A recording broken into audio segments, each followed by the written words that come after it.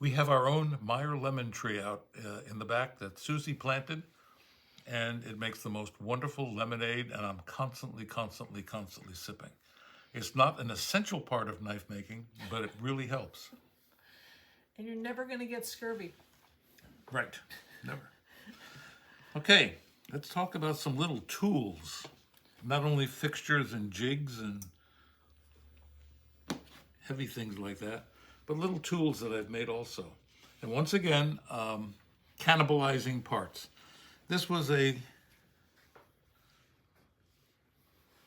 little caliper that I took half of it off, and I made this little holder. Now, what in the world is this thing? What is that?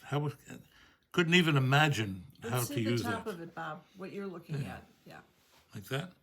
And then move it. There we The whole go. thing slides back and forth. Okay.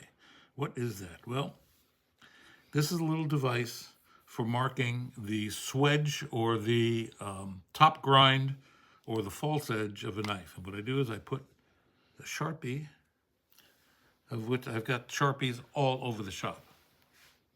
Blue ones. I really like blue. And that'll adjust back and forth. Now I've got a tube of brass. Now, why do I have a tube?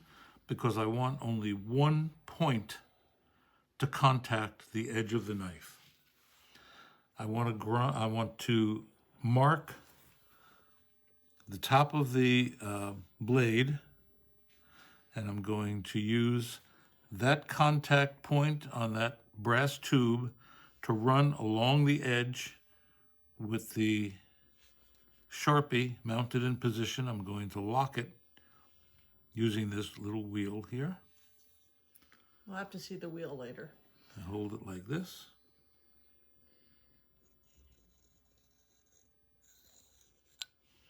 And I just marked where my swedge is.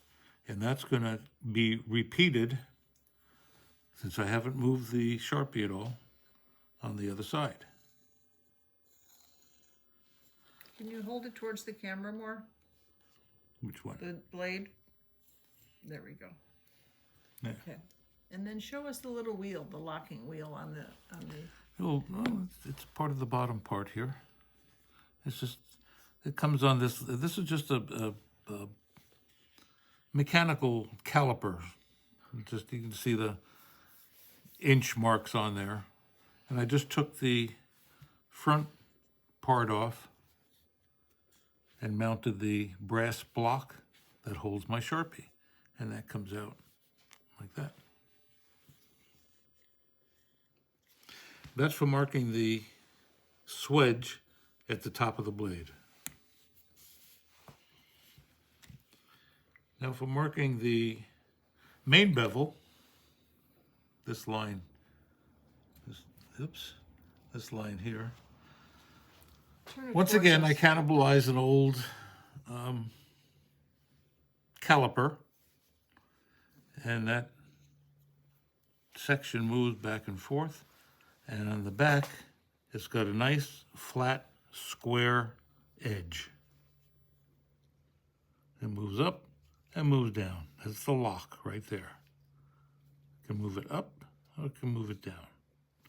And the way I use this is the blade sits on that edge.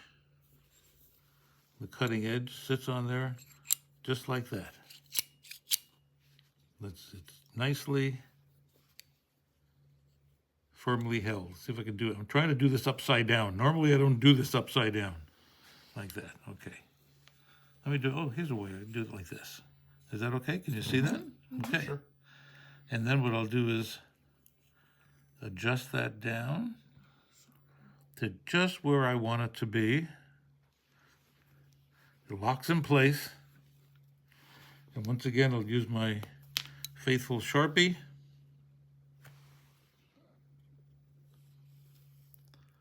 Draw a line. Turn the blade over. Do exactly the same thing on the other side.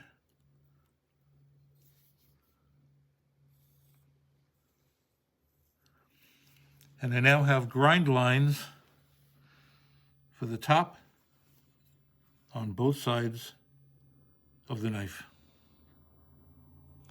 And once again, it all depends on this edge right here, which is nice and flat and square and moves up and down. So that's how I mark my blades, get them ready for grinding, and we're going to go into this a little bit more deeply on the next episode, which will be blade grinding, folder blade grinding.